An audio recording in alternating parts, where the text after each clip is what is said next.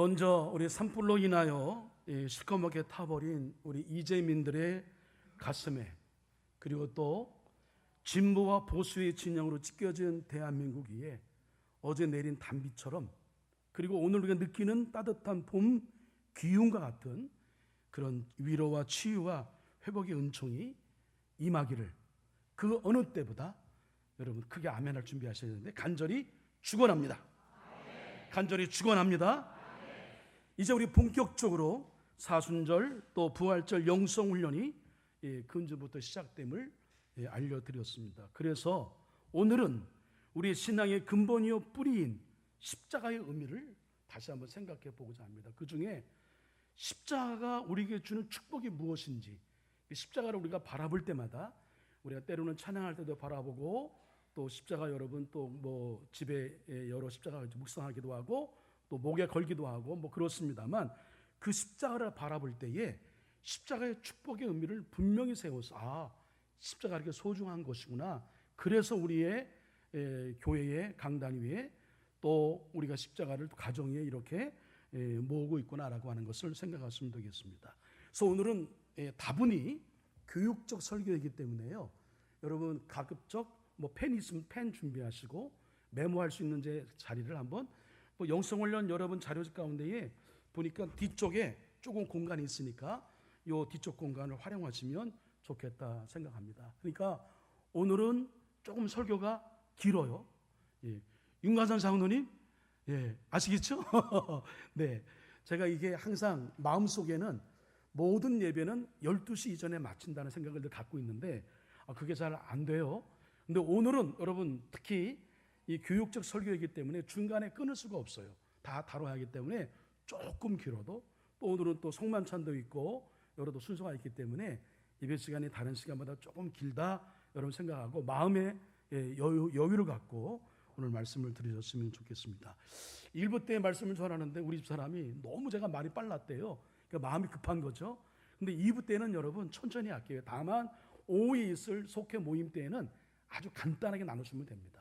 그러니까 그 시간을 제가 그까지 활용해서 말씀을 전할 테니까 오늘 주신 말씀을 여러분 잘 메모하고 마음에 새기셔서 우리의 신앙을 다시 한번 견고히 하는, 다시 한번 새롭게 다지는 그런 시간이 되었으면 좋겠다 생각합니다.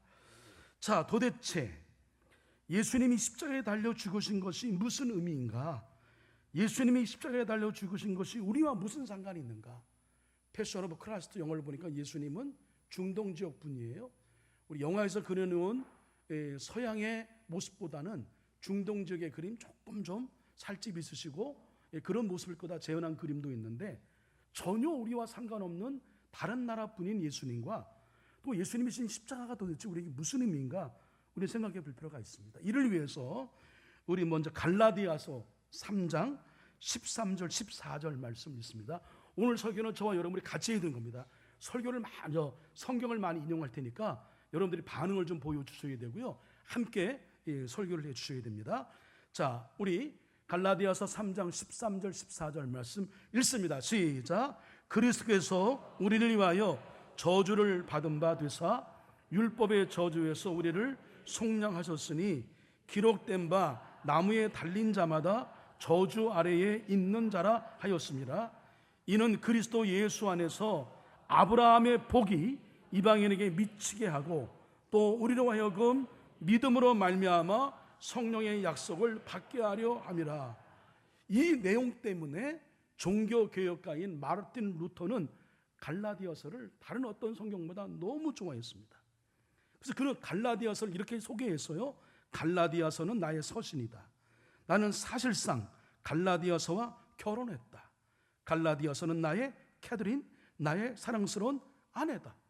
이렇게 얘기할 정도로 이 갈라디아서의 말씀을 통해서 아주 신앙의 정수 본질을 마르틴 루터가 깨달았다라고 하는 겁니다. 그러니까 우리도 본받을 필요가 있는데, 그의 갈라디아서 강해에 이 오늘 본문에 우리가 방금 소개한 갈라디아서 3장 13절 말씀을 강의하면서 이렇게 기록하고 있습니다. 공의로우신 하나님은 우리의 죄로 인해 분노하신다.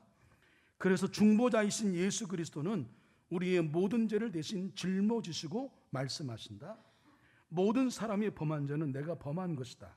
그는 자신을 위해서가 아니라 우리를 위해서 율법에 따라 죄를 받으셨다.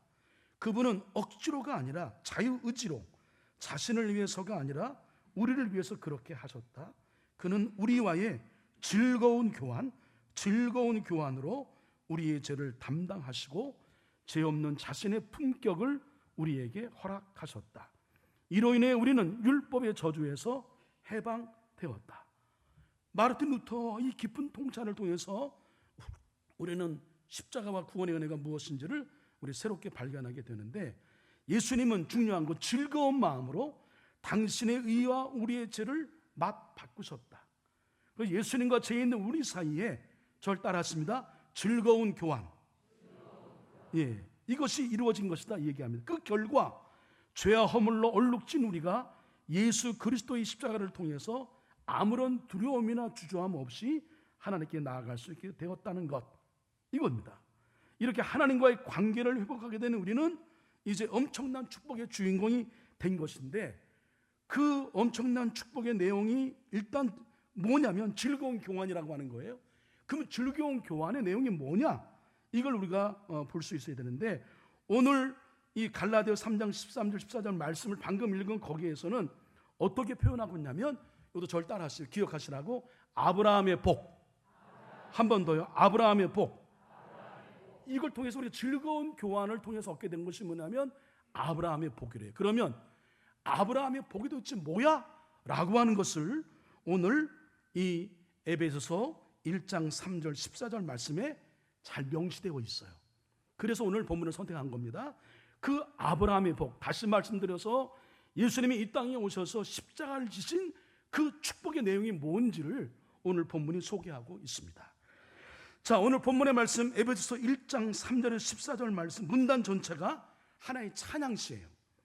헬라어 원문에서는 그 본문 전체가 하나의 문장으로 이루어져 있는데, 본 주제는 뭐냐면 하나님을 찬양하라.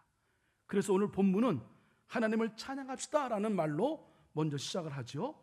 자, 3절 상반절 말씀 함께 읽습니다. 시작. 우리 주 예수 그리스도의 아버지이신 하나님을 찬양합시다. 찬양으로 시작되는 거예요. 그러면 무엇을, 왜 하나님을 찬양할까? 3절 하반절 있습니다. 시작. 하나님께서는 그리스도 안에서 하늘에 속한 온갖 신령한 복을 우리에게 주셨습니다. 자, 여러분 이 말씀 잘 기억해야 됩니다. 하나님이 우리에게 복을 주시는 분이시기 때문에 그런 건데, 여러분 하나님이 우리에게 복을 주시는 분이신 것을 믿으십니까? 분명히 믿으세요? 이 사실이 이 자리에 계신 여러분 한 분 한 분에 확실하게 믿어져야 하는데, 다시 한번 말씀드려요. 하나님은 우리에게 복을 주시는 분이신 걸 믿으십니까? 우리가 재앙으로 인하여서 망하는 것, 실패하는 것, 그걸 원하는 분이 아니라 우리에게 미래와 희망을 주고 평안을 주길 원하시는 분, 복을 주길 원하시는 분이 우리 하나님이신 줄로 믿습니다. 자, 그러면 하나님 우리에게 복을 주시는 분이라고 했는데, 그러면 여러분 신앙생활 하신 후에 정말 복을 받으셨어요? 복 받았습니까? 받으셨다면 어떤 복을 받으셨나요? 여러분 솔직히 말해서 예수 믿기 전이나 예수 믿은 후에나 크게 달라진 건 여러분 있어요? 있습니까? 있어요? 저는 지금까지 목회하면서 우리가 바라는 복은커녕 예수를 잘 믿다가 실패하고 망한 사람 너무 많이 봤습니다. 외제차를 몰고 다닐 만큼 잘 나가는 분이 하루아침에 파출부가 되었어요. 기사가 운전하는 차 뒷자리에 앉아서 다닐 만큼 잘 나가던 분이 하루아침에 경비원이 되었습니다. 그 외에도 갑자기 말기암 판정을 받고 잘 나가던 가족이 하루아침에 풍비박산이 되는 등 여러 가지 많은 예수님 믿음 다음에 오히려 더 여러 가지 어려움을 겪는 사람들을 많이 봤습니다. 이 사람들 복 받은 사람이에요? 여러분 오늘 이 말씀 굉장히 중요한 질문입니다. 신앙생활을 바로 하려면 이 질문에 대한 답을 먼저 정리해야 됩니다. 그래서 오늘 이 문제를 여러분과 함께 고민하는데, 그래서 그 어느 때보다 저는 설교를 오늘 제가 마음을 다할 것이고요, 그 다음에 성령의 역사하심을 간구합니다.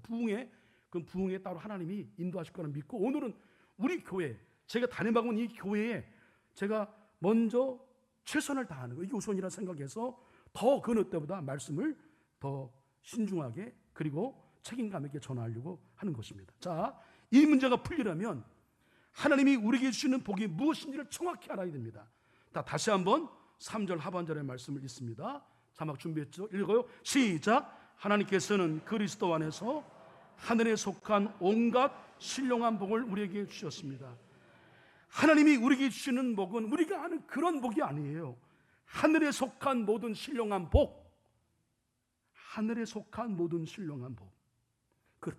그렇다고 해서 육신적인 복 주시지 않는다? 그거 아닙니다. 그건 덤에 불과한 것이고, 진짜 우리가 받아야 할 복은 하늘에 속한 온갖 신령한 복이다라고 하는 겁니다. 그러면 하늘에 속한 온갖 신령한 복이 뭐예요? 이건 하나님과 관계된 복이죠. 하나님께서만이 주시는 복입니다. 믿는 이만이 갖는, 하나님과의 관계에서만 누릴 수 있는 복이에요. 사도 바울은 이 사실을 깨달았어요. 너무나 감격이 컸습니다. 마치 저도 구원의 은총이 깨달아지는 그때를 잊을 수 없는 것처럼 사도 바울은 너무나 감격이 됐습니다. 그래서 그는 얼마나 감격이 큰지 그냥 숨도 안 쉬고, 제가 이 말씀의 흐름을 보니까 한 문장 같다는 말씀 드렸잖아요. 숨도 안 쉬고 3절부터 14절까지 말씀, 구원의 은총에 대해서 쫙 쓴 거예요. 그러면 구체적으로 본문의 말씀을 통해서 사도 바울이 깨달은 신령한 복이 도대체 뭐예요? 우리는 하나님을 삼일째 하나님으로 믿습니다. 다 같이 아멘. 하나님 우리에게 주는 복도 좀 더 구체적으로 살펴보면 성부 하나님, 성자 예수님, 성령 하나님과 관련되어 있음을 알 수 있습니다. 자, 그 첫 번째 복, 그 첫 번째 복은 우리가 성부 하나님 안에서 누리는 복인데, 그 복이 무엇일까요? 선택의 복입니다. 자, 우리를 택하시고, 4절 상반절 읽어요. 시작. 하나님은 세상 창조 전에 그리스도 안에서 우리를 택하시고, 뭐 했다고요? 택하셨다. 하나님은 창조 전에 그리스도 안에서 우리를 택하셨다. 창조 전에 하나님은 무엇인가를 하셔야 했는데 그 일은 우리를 선택하신 일을 하셨다. 사도 바울은 하나님이 만세전에 자기를 선택하셨다는 믿음과 확신이 분명해졌어요. 그는 자신이 예수 그리스도를 만나기 전의 모습을 연상해 보았을 거예요. 우리가 아는 대로 여러분, 사도 바울은, 바울 이전의 사울은 어떤 사람이었습니까? 예수 믿는 사람을 핍박하는데, 죽이는데 앞장섰던 사람이고, 그 증거가 스데반이죠. 그러던 그가 다메섹 도상에서 길에서 누굴 만났습니까? 부활하신 주님을 만났어요. 그 다음부터 완전히 바뀌었습니다.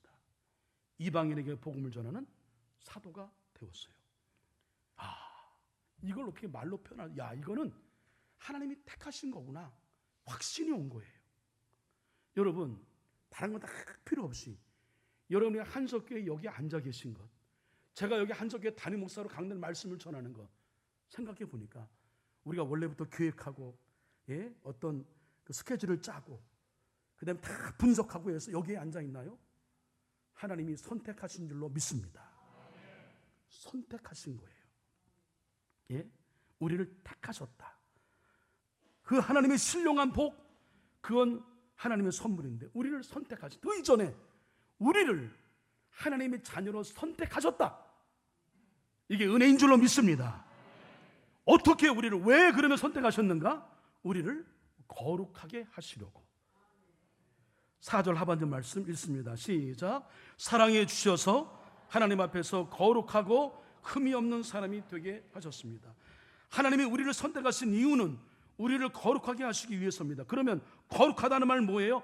거룩하다는 말의 헬라어는 하기오스, 이 단어의 뜻은 신에게 바쳐지기 위해서 깨끗하게 구별되었다. 제물과 관련되어 있습니다. 이 단어는 히브리어 카도시를 번역한 거예요.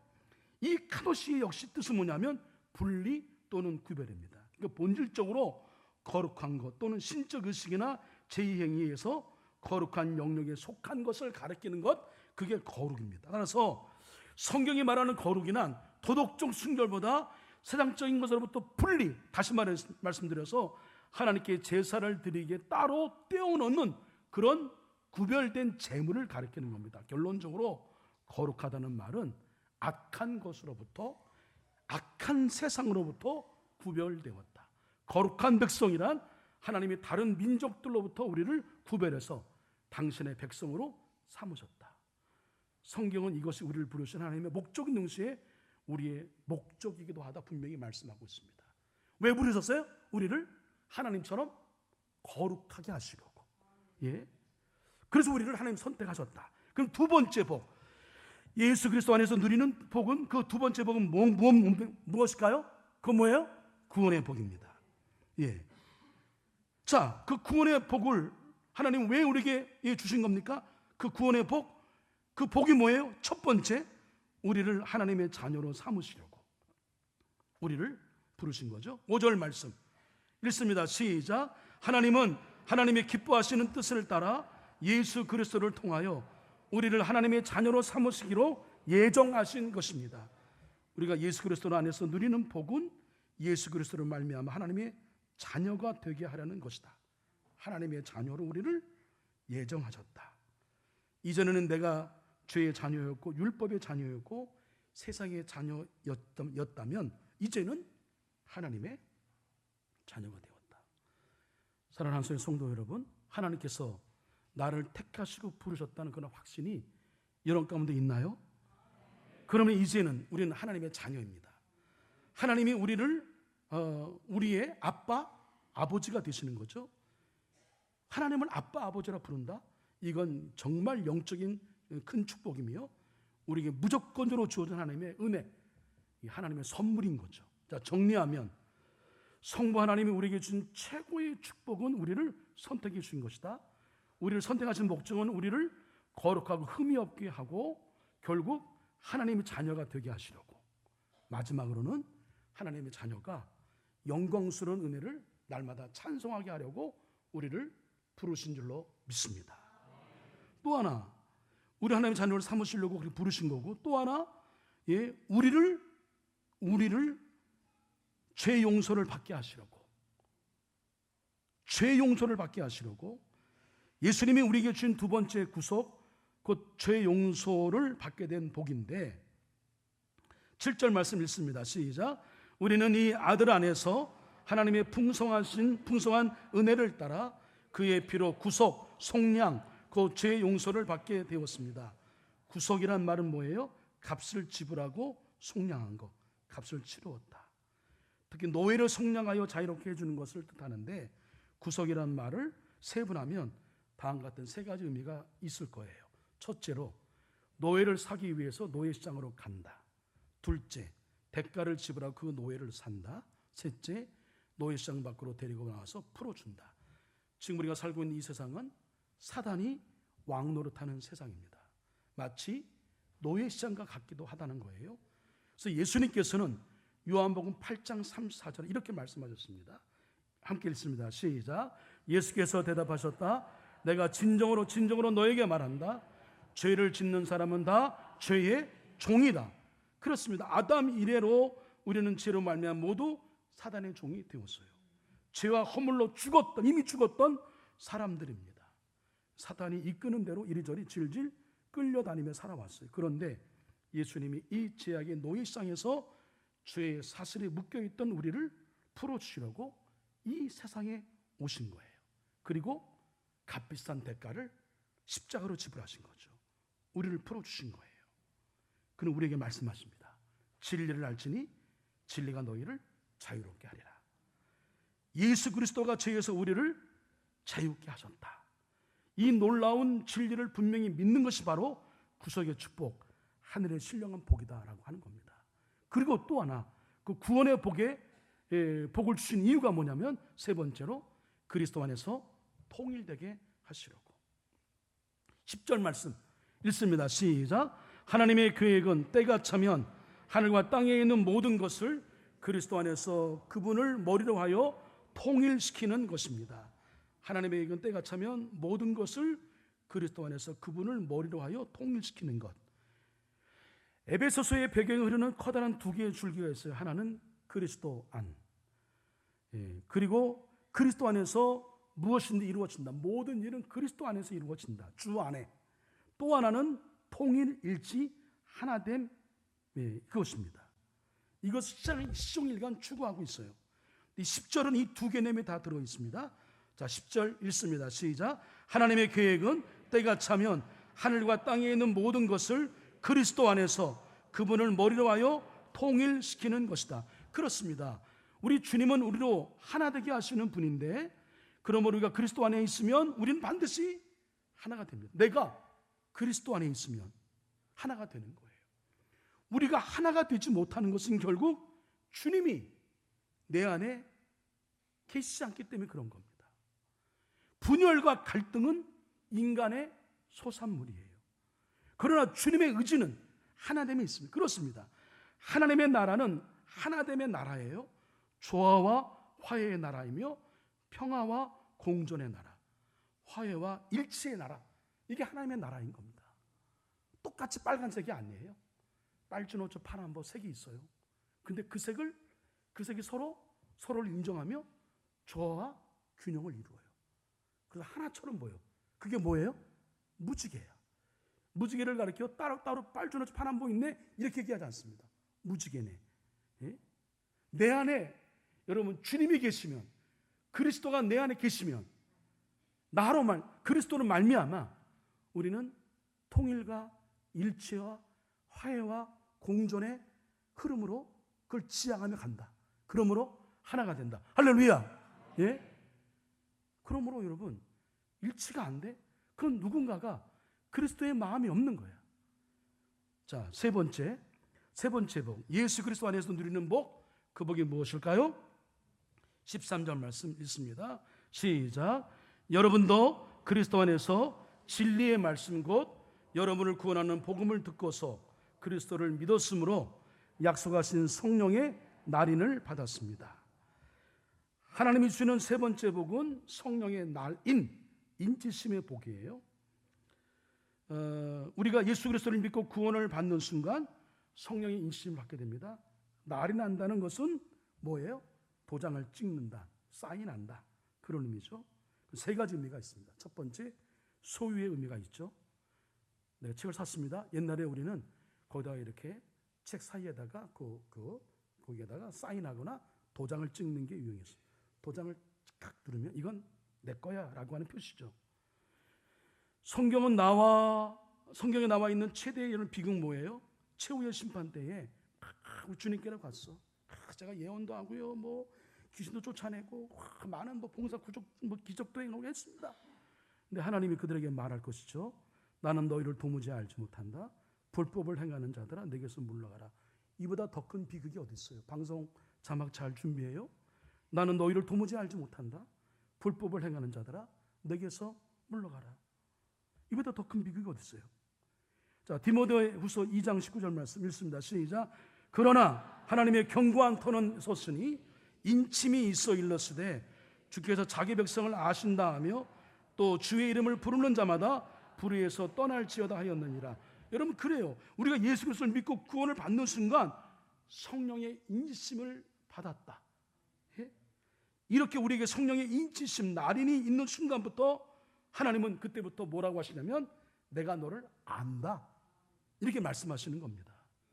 둘째로 이 인쳤다라고 하는 것은 어떤 의미예요? 안전의 의미예요. 누구든지 자기의 것을 보호하고 아낍니다. 성령님이 우리에게 너는 내 것이라고 말씀하시면서 도장을 찍어주는 순간 성령은 우리를 뭐예요? 보호하시고 지키시고 인도해 주십니다. 성령이 우리를 책임져 주시는 거예요. 다 같이 아멘. 예? 이 안전의 의미. 세 번째, 불변의 의미가 있습니다. 무슨 문제든지 계약을 할 때는 도장이 있어야 합니다. 도장이 찍혀야 유효하죠. 도장이 찍히면 계약이 완성되고 그 계약은 불변이에요. 다시 말하면 이제 주님과 나 사이 관계는 이제 영원한 관계가 되었다. 거기 인쳤다는 그 뜻이 거기에 있다는 거예요. 많은 사람들이 성령께서 인치셨다가도 떠날 수 있다고 생각해요. 그래서 성령님 다시 찾아와 주십시오 기도하는 사람, 이거 원칙적으로 틀린 겁니다. 예? 성령님이 이미 우리 가운데 오셨어요. 할렐루야. 우리를 인쳐 주었어요. 성령님이 나와 함께 하신 것을 민감하고 예민하게 알게 해주세요. 성령님 오실 때 내게 충만하게 오십시오. 이거 맞는 기도예요.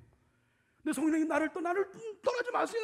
나를 다시 찾아와 주세요. 이건 아니란 말입니다. 그거는 성경을 잘 모르는 거예요. 하나님, 그 주님은 성령을 그 성령의 영을 통해서 영원히 나와 함께 하시는 겁니다. 자, 정리할게요. 성부 하나님이 주시는 복이 뭐라 그랬습니까? 뭐라고요?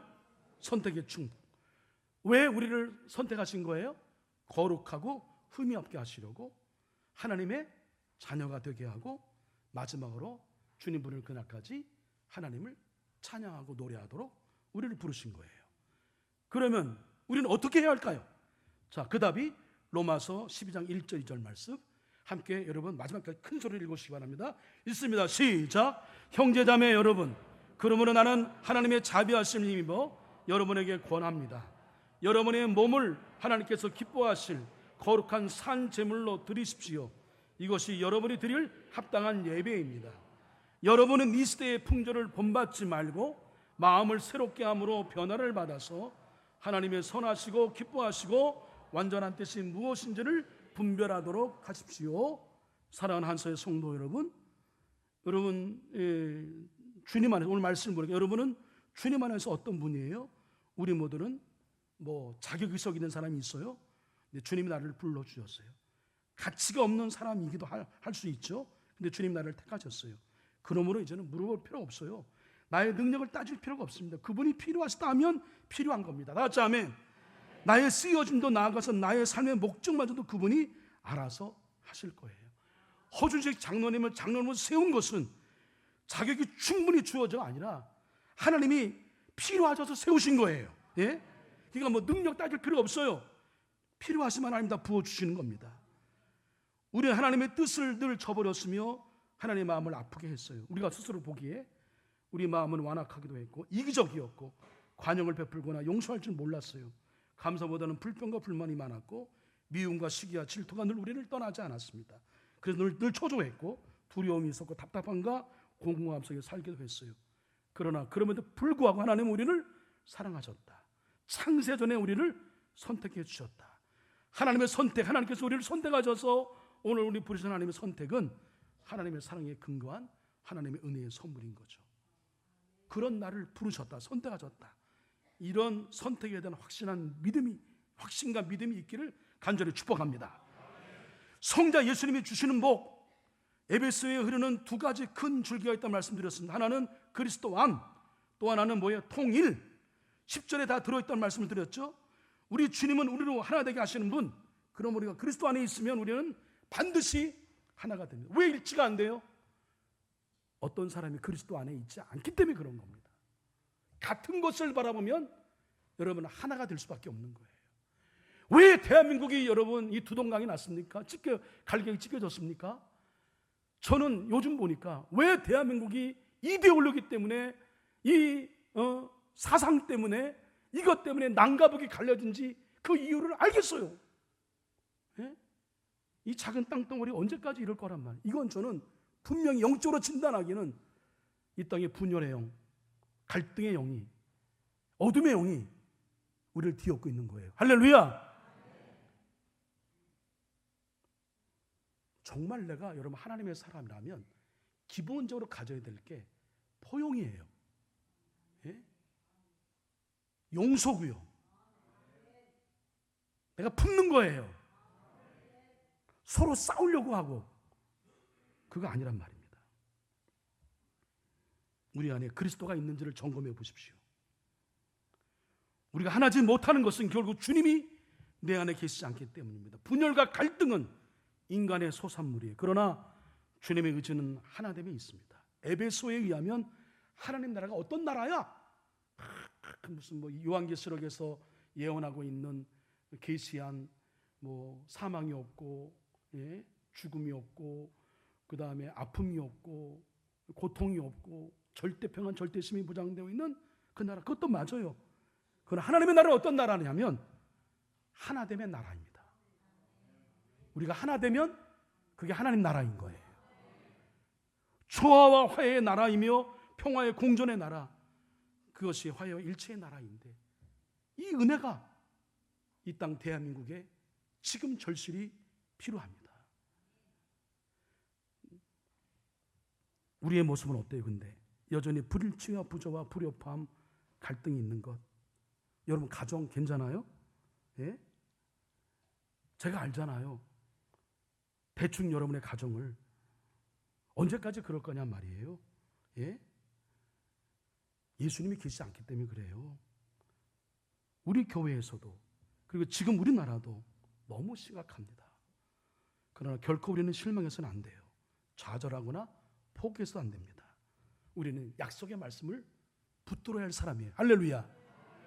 우리 안에 주님이 그리스도와 계시면 그리스도로 인하여 하나가 될 줄로 믿습니다. 세 번째, 성령 하나님이 주는 복.